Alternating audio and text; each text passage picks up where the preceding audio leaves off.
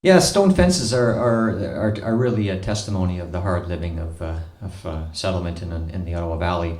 Um, the stones would be moved by using stone boats, which would be just a sort of I guess like a sleigh that was dragged over the earth by horses. And where there were big stones, say in roadways or in people's yards, then the option was to dig a large hole and then roll the stone into the hole and bury it. And so this next song is called The Ballad of Rose McKenna, and it's a story of a tragic accident where young Rose McKenna, a mother of four, she ended up being crushed by one of those stones. And we don't exactly know what happened, but the story goes as follows. They started excavating the hole one day, and then this would be her husband, William McKenna, with some of his workmates, and then they were going to continue the work the next evening or something like that. But the next day, Rose got up and she sent her three kids off to school, and the fourth kid, young Martin, a toddler, he had gone missing, so she had to go and try and find him. But then all we know actually is at the end of the day, they found her crushed in the hole. The stone had moved and crushed her, and Martin was sitting next to her, fiddling with her hairpins. So we really don't know what happened, but she ended up in the wrong place at the wrong time, and with a tragic accident. So this is a story of frontier living and the hardships of settlement in the Ottawa Valley. It's called The Ballad of Rose McKenna.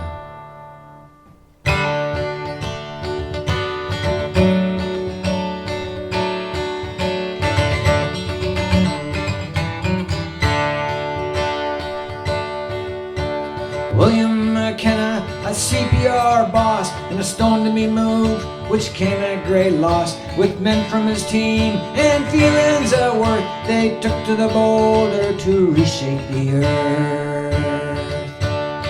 Well, they dug in behind it, 5 feet into ground, with boards secured and ropes tied and sound. But the job was suspended to finish next day. They thought all was steady with the ropes tied away. Frontier living, the time of the past, with steam trains and wagons and fields of tall grass. But the living was tough and there was much to be said, but the timing of misfortune had left poor Rose dead.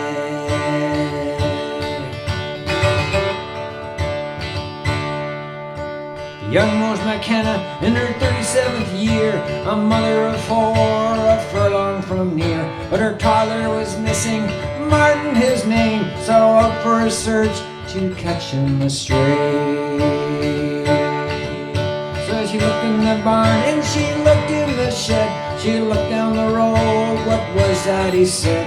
The dreaded thought came about that giant grey stone. Where was young Martin? The question to know. Oh, frontier living, the time of the past, with steam trains and wagons and fields of tall grass. But the living was tough and there was much to be said, but the timing of misfortune had left poor Rose dead.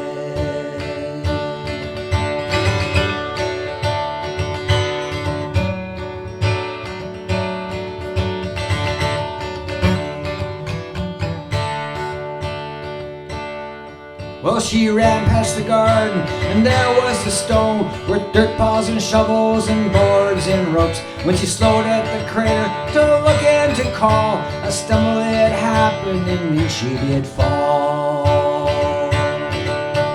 Knocking the boards and the stone did then roll. Poor Rose McKenna was crushed in the hole, upon which young Martin did find his mom dead, 15th of September with the sun overhead.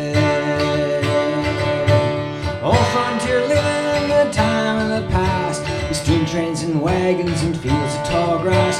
But the living was tough, there was much to be said, but the timing of misfortune had left poor Rose dead.